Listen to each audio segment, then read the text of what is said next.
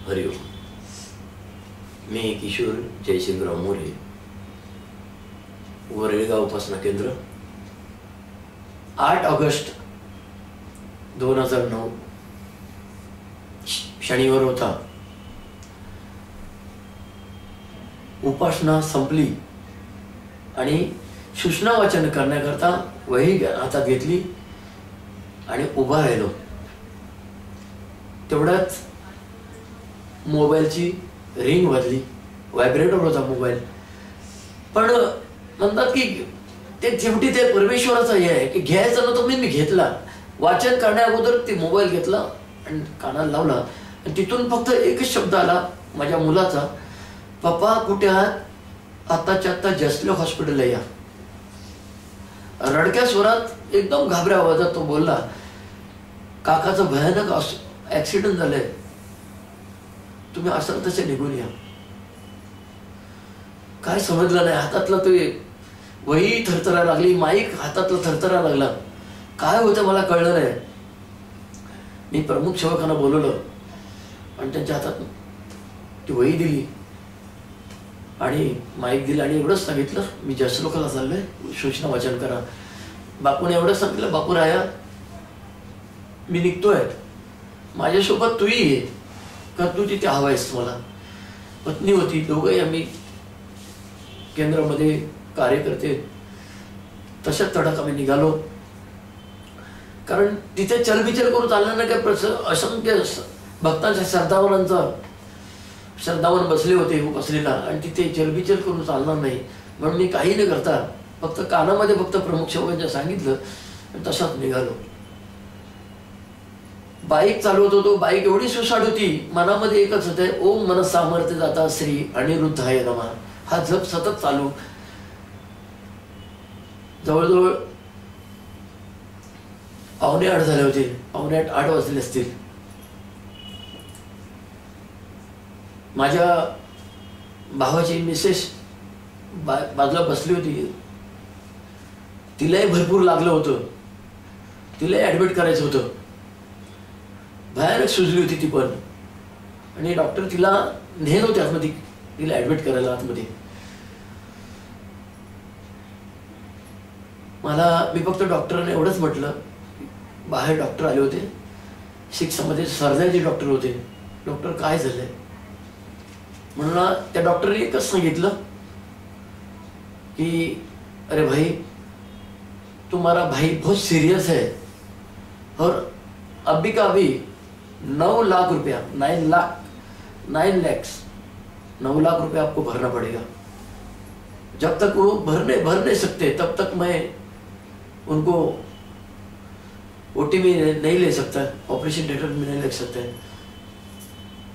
मला काय कळ सूचना, म्हणजे माझे बोलतीच पण झाली. 9 लाख मी कुठून आणू? इतक्या रात्रीला आणायचं कुठून? काय आहे? कारण ज्या ज्या लोकांनी ती परिस्थिती पाहिली होती, भावाचं ऍक्सिडेंट, ते बघून कठोर काळजाचाही माणूस चक्करून पडायचा. कारण त्याचा राईट उजवा पाय, ज्याला एंकर म्हणतात, तो अक्षरशः छिन्न विछिन्न झाला होता. नसा फाटल्या होत्या.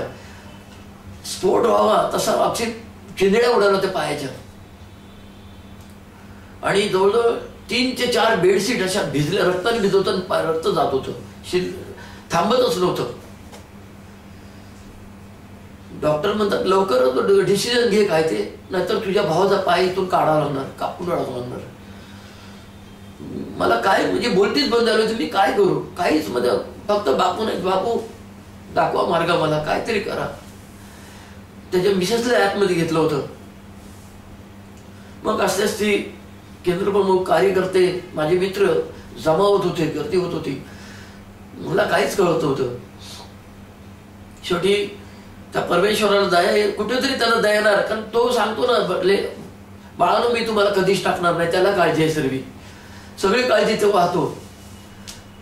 माझा मित्र अचानक एक आला आणि त्याने एवढंच सांगितलं, किशोर आत्ताच्या आता आपण इथून रवीला हलवायचं आणि केईएम हॉस्पिटलमध्ये घेऊन जायचं, तिथे आपली ओळख आहे. ठीक आहे म्हटलं. तसंच भावाला घेतलं. कारण भावाचा हिमोग्लोबिन 6 वर आला होता, 6 वर. त्याचा BP 40 वर, म्हणजे जवळजवळ संपत आल्यासारखं झालं होतं. KM हॉस्पिटलला नेलं. KM हॉस्पिटलला नेल्यानंतर डॉक्टर महंती, अतिशय जबरदस्त डॉक्टर, आज महंती डॉक्टरांचं एवढं नाव आहे KM मध्ये. त्या डॉक्टरांची टीम एवढी जबरदस्त आहे.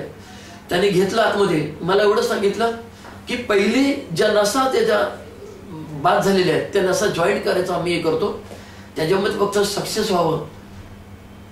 ते सक्सेस झालं तर पुढचं आपण बघूया काय ते. बाकी सगळं तुझं नशीब आणि तुझा परमेश्वर. बापूने एवढंच म्हटलं, बापू राहा, बाबाला आतमध्ये नेत आहेत. कुठून ये बाबा, देवा ये रे, ये आणि कर हे सक्सेस कर. आणि तोपर्यंत करता करता रात्रीचे काहीतरी 12:30 वाजले असतील. KM हॉस्पिटलच्या एंट्रन्सच्या आतमध्ये गणपतीची मोठी मूर्ती आहे. त्या मूर्तीच्या समोर बसलो. ओटीच्या बाहेर माझी मिसेस बसली. डॉक्टरांनी आतमध्ये माझी सही घेतली आणि डॉक्टर आतमध्ये त्याला घेऊन गेले. गणपतीच्या समोर बसलो आणि एकच सांगितलं, की गणराया, मी इथे बसलोय, माझ्या भावाला आतमध्ये दिलेलं आहे. परमेश्वरा कृपा कर, माझ्या भावाचा पाय वाचव, त्याचा जीव वाचव. पायापेक्षा जीव महत्वाचा आहे, कारण काही सांगता येत नव्हते. हिमोग्लोबिन 6 वर, BP 40 वर. आणि मग माझं मी नामस्मरण चालू केलं. बापू जाऊ मन सामर्थ्य जाता श्रेणीवर जायला मग सतत जप चालू. बापू समोर ठेवला. माझी मिसेही तिथे बसली. मिसेस तिचाही बापू जाई चालू, जप चालू. 3:30 कधी वाजले मला माहिती नाही. 4 वाजले. तेवढ्यात मला बोलवलं. त्या एका डॉक्टरने, त्यांचा हाऊसमेट होता, बाहेर आले. डॉक्टर म्हणाले की तू कोणत्या देवाला मानतोस? म्हटलं माझे सद्गुरू आहेत अनिरुद्ध बापू, मी त्यालाच मानतो. कारण करता करविता माझा तोच आहे, बाकी कोणी नाही मला जगामध्ये, त्यालाच मानतो मी. यस बोलतो, तुझ्या देवाने ऐकलं, तुझ्या भावाचा पाय वाचलाय. अंबज्ञ बापू आहे म्हटलं, अंबज्ञ. तेवढ्यात मग मोठमोठे डॉक्टरही आले बाहेर. जवळजवळ 5 वाजले होते. मला सांगितलं तू जिंकलास, म्हटलं तुझ्या भावाचा पाय वाचवला. म्हटलं बापूराया खूप कृपा केलीस रे, आतापर्यंत तू करत आलायस, 96 पासून ते आतापर्यंत करत आलायस, केवढी मोठी कृपा केलीस, वाचवलंस बाप्पा. तुझं अंबज्ञ आहे, आयुष्यभर तुझं अंबज्ञ राहील. अरे आयुष्य काय, जेव्हा जेव्हा जन्माला येईल तेव्हा तुझा चरणाची धूळ बनून राहील, सदैव तुझ्या चरणाची धूळ बनून राहील. आणि मग माझी मिसेस जेव्हा उठली, तिला जाग आली. ती म्हटली बापू जेव्हा घेऊन गेले भावाला तुमच्या, तर मला पण झोप आल्या लागली, म्हणजे डोळे लागले. त्या झोपेत बापू असे समोरून आले आणि मला एवढंच सांगितलं, असं म्हणाले बापू, आणि आतमध्ये गेले ओटीमध्ये. डोळ्यांना गळगळ अश्रू आले माझ्या, की बापू तू आलास रे, तू आलास, तू आतमध्ये गेलास आणि भावाला वाचवलंस. जवळजवळ 6-7 महिने माझा भाऊ KM हॉस्पिटलमध्ये होता आणि आता ठणठणीत आहे. तर त्याचाही बिझनेस आहे व्हिडिओ शूटिंग फोटोग्राफीचा. त्या पायामध्ये जवळजवळ 2 शिगा आहेत आतमध्ये, त्याच्यावर तू आज संपूर्ण त्याचा व्यवसाय करतो. शेवटी म्हणजे सद्गुरूंची कृपा, त्याच्या कृपेनेच माझा भाऊ वाचला. असा हा माझा सद्गुरू आज माझा नाही तर संपूर्ण विश्वातील आपल्या लेकरांचं रक्षण करतो. नव्हे तर प्रत्येक शब्दाला जाग, खरंच जागतो आणि येतोच. आणि म्हणून मी माझ्या मित्रांना श्रद्धा म्हणून एकच सांगेन, करता करविता माझा सद्गुरू राया, माझा बापू राया, कधीच लांब करू नका. त्याचा सदैव अंबज्ञ राहा, त्याच्या चरणाची घट्ट राहा, कधीच लांब होऊ नका, कारण तो तुम्हाला कधीच टाकणार त्याची ग्वाही आहे. बाळांनो, मी तुम्हाला कधीच टाकणार नाही, कधीच टाकणार नाही. हरिओम अंबज्ञ.